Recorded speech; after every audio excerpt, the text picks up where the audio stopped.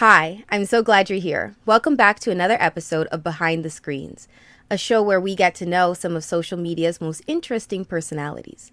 Today on the show, we have a special guest and a friend of mine. He was one of the stars of Season 2 of Drag Heels on Amazon Prime and Out TV Go, the original winner of King Boy Package, Mr. Capital Pride 2019, and an internationally performing drag king since 2014. Please welcome my friend, Cyril Cinder. Hi, Cyril. Hi, how are you? I'm great. How are you doing today? You're looking particularly sparkly. I was just feeling the fantasy a little bit. No reason if you're at home to not look excellent, so I'm doing pretty good. I like the attitude. Would you like to introduce yourself to our guests? Absolutely. So, hello, welcome, gorgeous, and yes, I do mean you. My name is Cyril Cinder. I am your drag king extraordinaire for the evening, and it is a pleasure to meet each and every single one of you via the internet at this interesting time in all of our lives. Yeah, it's a very, very interesting time. It's weird to not have anything to go out to. Usually every weekend I pull up my calendar and I'm like, okay, who's going to be where? What do I have to do this weekend? And at this point, it's just scrolling through people's social media feeds. Who's going live? Who's got a show on Zoom? Who's doing what? Trying to figure out something to engage with. Yeah. But it is definitely different to wrap the drag show and be able to immediately just walk across my apartment into my shower and take all of my drag off, as opposed to having to party and dance for a few hours and then get home, and then it's 2 o'clock in the morning and I'm too tired to shower at that point, so it's just baby wipe cold cream until tomorrow. Yeah, it's like, okay, we're done the show, washes off makeup, and then I'm literally less than 3 feet away from my bed, so it's like, okay, night's over, bye. You go from performing to no pants faster than ever before. Faster than you ever thought possible. Okay, Cyril, let's get started with our first segment, the Backstage Blitz. During the Backstage Blitz, I'm going to be pulling questions out of this jar to get to know you better, and you'll just try to answer the best that you can. Are you ready? I will give it my best shot. Okay, first question. Give her a good shake in here.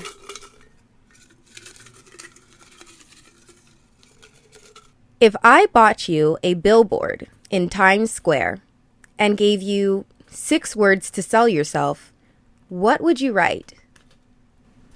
Ooh. That's a tough one. So 6 words, so I gotta count it out, because I'm not very good with math, or counting, or anything to do with numbers. I think it would probably be something along the lines of ever Googled drag kings, try Cyril Cinder. That is technically 7 words, but I'm gonna take it anyway.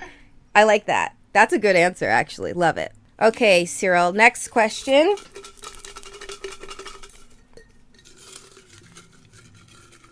So tempting to look in the jar, but I promise I'm picking these at random. If you were to live in a fictional universe, where do you think you would fit in best?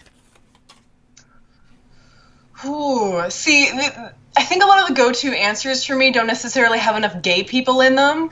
Because, Harry Potter, not enough gays. Marvel, not enough gays. But I do think, if we're talking MCUs, but I do think that maybe the X-Men comic universe would probably suit me best. I in like terms that. of, there's a lot of political arguments, but also shit's really cool. So, and there's a lot of gays, and that's always an important one for me. I like that answer. Cyril actually, you don't even need to have a character. You would just be Cyril Cinder in the X-Men. It's already my alter ego, and could I please have fire and potentially transformation, and I would really love a healing power. That would be really, really great.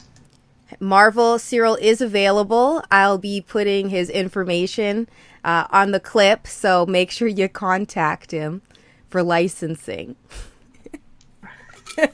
I will license my image on the cheap. All right. Let's go. Last question. What's something you're good at, but you are kind of embarrassed that you're good at? Ooh. Something I'm good at that I'm kind of embarrassed to be good at. Um, I would definitely, you know what, it's probably going to be frightening strangers. I don't necessarily enjoy frightening strangers. It tends to just be something that happens on its own.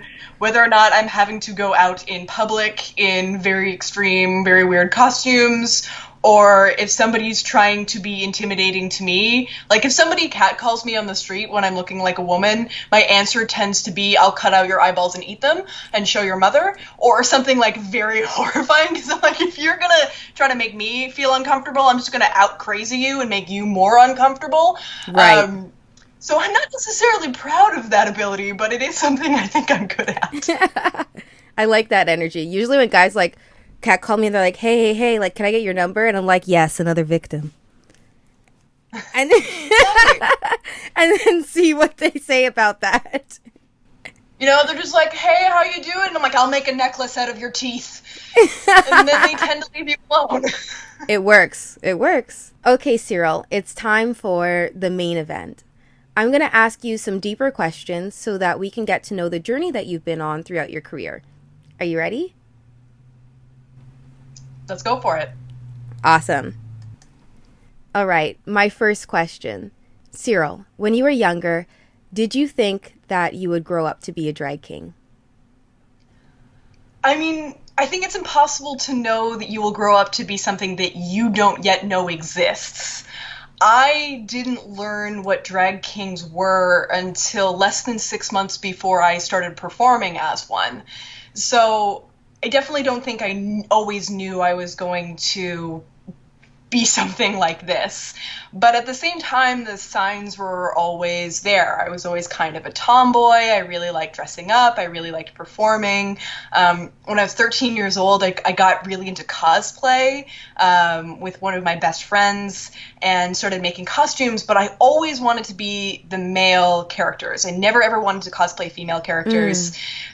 And I think there's a couple of different layers to that, but one of them was that something felt good about presenting more masculine in that context.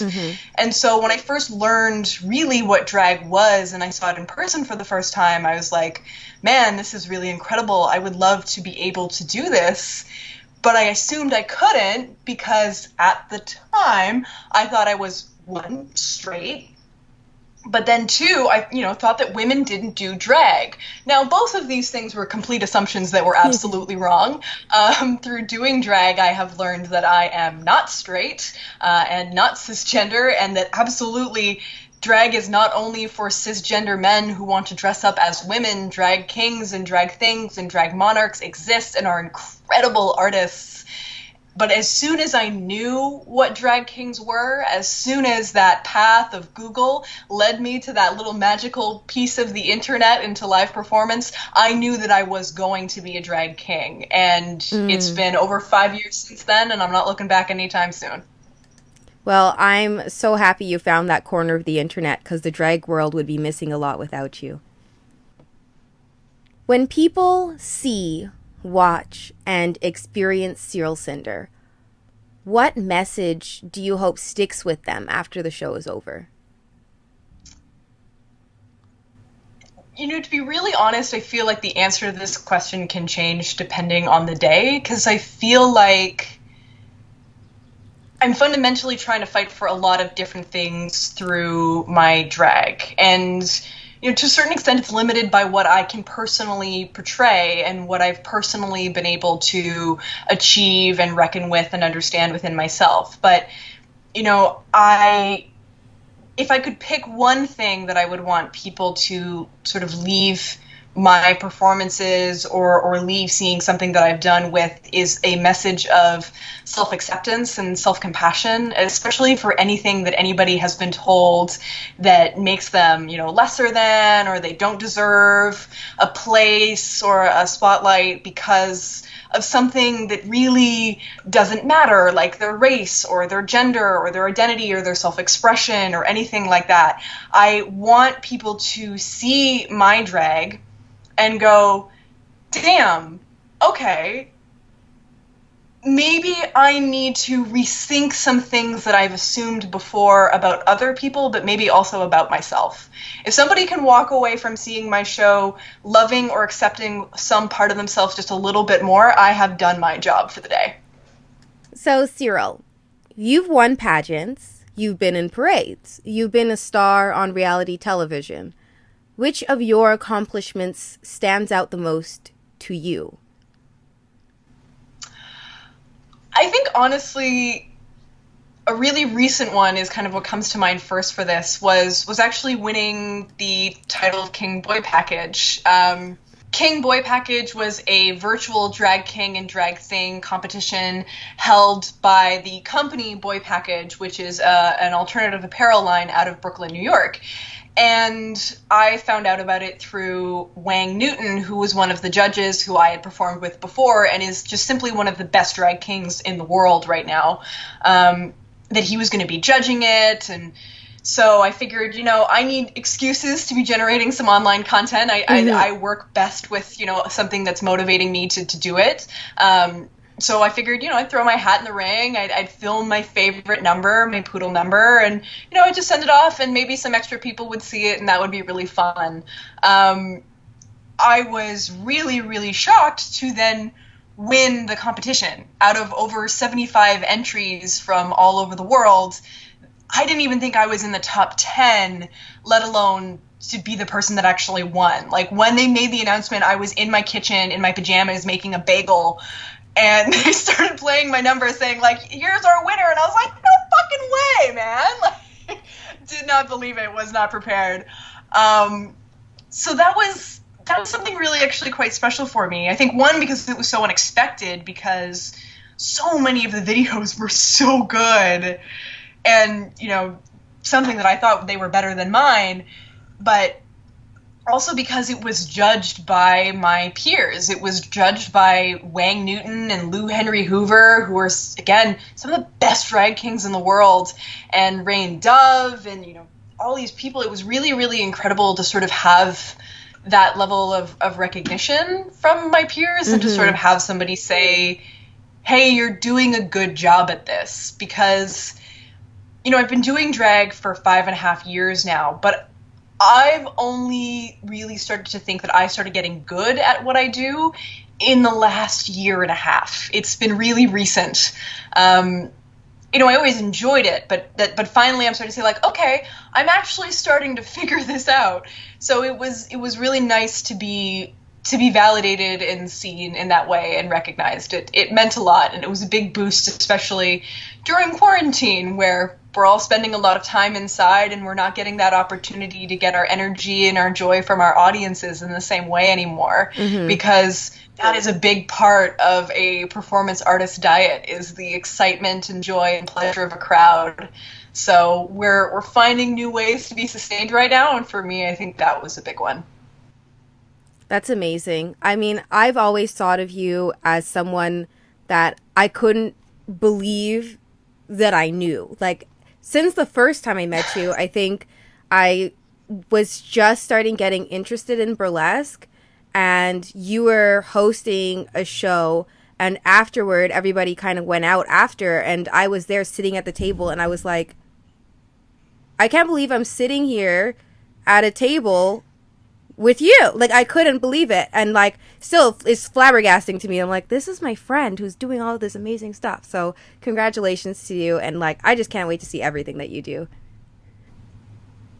Oh, thank you. Honestly, I still feel the same way. Anytime I get to do something with anybody, I'm like, I get to do stuff with that person. Oh my God, they asked me to do their thing. Like, even this invitation was like, what do you mean you want me to do it? And it's like, there's a certain level where it stops being just being humble and it turns into intense self-deprecation. But at the same time, you put a lot of effort and time and energy and resources into something because you know that you're going to enjoy it. And it's always just a really pleasant surprise whenever it resonates with somebody else and whenever somebody else enjoys it too. My next question, what have you learned about yourself as a person through becoming Cyril Cinder? This question could literally have such a long answer. There have been so many things about myself that Cyril has taught me, beyond just my sexuality and my gender identity and who I am as a person. I think without Cyril Cinder, I would not be involved in so many things in my life. I, wouldn't be running a nonprofit, Air Guitar Canada. I wouldn't have my best friends. I wouldn't know my current partner, right? There are so many things there. But I think fundamentally what being Cyril Cinder has taught me is to celebrate so many of the things that I think previously I was told to feel shame for, or I was told to hide. I've always been a very loud person, a very energetic person, a person that, dances like nobody's watching. And there's been a lot of times in my life where that was discouraged. But when I discovered drag, all of a sudden, all of those things that people told me I was weird for or odd for, or I needed to tone it down, were what was making me good at it. People were telling me I had potential because of those things. And so I think that drag really taught me more than anything I've ever done to love myself and to accept myself for who I am and not try to force myself to change in ways that are unhealthy for me or stifling for me or forcing me into a box that I don't want to be in, and instead teaching me how to flourish and thrive and be the person that I've always meant to be. That speaks to me so much. I can relate to feeling a lot of the time like I am too much. And when you're on stage, there's no such thing. And being the most that you are is the best thing that you can do as an entertainer. Mm-hmm. Cyril, it's time for our last question. Someone watching this video at home might have just realized that there is a drag king or a drag thing that's inside them dying to come out. What advice do you have for that person? Honestly, it's one of the hardest things to do, but also I think one of the most essential, is throw out the expectations that anyone else might have for what you should be or who you should be, right? If anybody is trying to put you in a certain box or say that you can or can't do a certain thing because of a certain way that you are, try to let go of that and the way that you impose that on yourself. Because it's when you tap into who you really are and what you really want your drag and your art to be and how you want to express yourself that you're actually going to, one, excel in this field, but you're also going to enjoy it, take pleasure out of it, grow from it, and thrive in it. It's not only something that's good for you, from the business sense of, oh, you'll get bookings, but just the health sense of it's something that's going to resonate within the frequency of your soul, for, lack of a less cornier way of putting it. That is, to me, so essential. And I think it's one of the hardest things to do. So don't expect yourself to just be like, yes, I'm going to eschew all expectations of society from moment one because Cyril Cinder told me to. I mean, that's going to take some time, but put in the work and make sure that at the end of the day, you are always doing what you want to be doing. So, Cyril, we're coming toward the end of our show, and it's time for my favorite part, the plug. So, the people want to know what you have coming up in the next little while.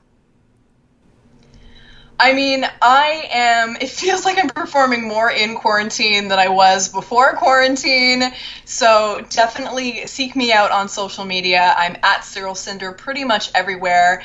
figure out, what it is that I'm going to be doing, when you're going to be able to see me next in either a live show or a pre-recorded show. There are tons of options.